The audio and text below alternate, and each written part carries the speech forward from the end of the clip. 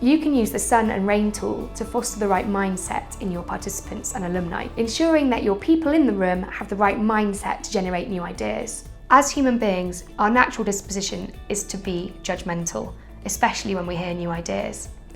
Being sunny is all about, first of all, suspending your judgment. You have to do this consciously. When you hear a new idea, tell yourself, okay, I'm not going to judge this idea.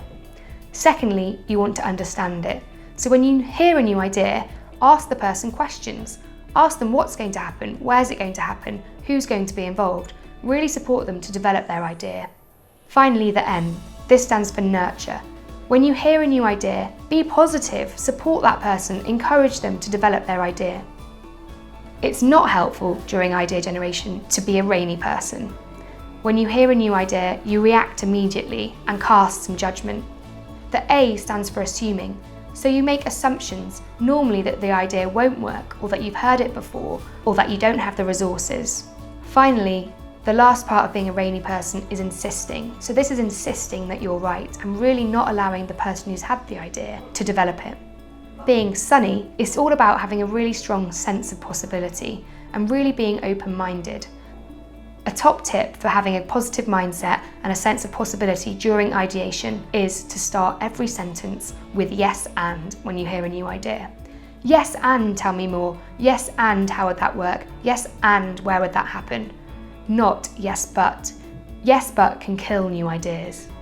Here are some common phrases that people will say when they're being a rainy person. Let's be realistic. Our senior leadership team will never go for it. We don't have the budget to do that. That won't work because. It's really about suspending that judgment, really trying to understand a new idea and nurturing people when they're explaining their new ideas. This way, you'll generate lots of ideas and explore lots of possibilities for how you could solve the problem that's been identified. Think more creatively. By now, your group will have generated lots of ideas for how they could solve the problem they identified, and it's time to help them to whittle down all of those ideas to the ones that they can take forward with the most potential to prototype. To do this, there are a couple of different techniques you can use. Number one is you can give them some stickers and you can ask them to go around the room and star or sticker the ideas that they think have the highest potential. Another, potentially more rigorous way of doing it is to develop some criteria. So you can choose the criteria that are most relevant for you and for the fellows and alumni who will be prototyping the idea. You might consider things like, how well does this idea actually solve the problem? How innovative is this idea? How feasible is it for an alumni or fellow to prototype this idea in the next 6 months or year? You can decide the criteria, or you can work with your fellows and alumni, and then you can create a scorecard, and they can use that scorecard to really help them to figure out which are the ideas with the most potential that they can go and prototype.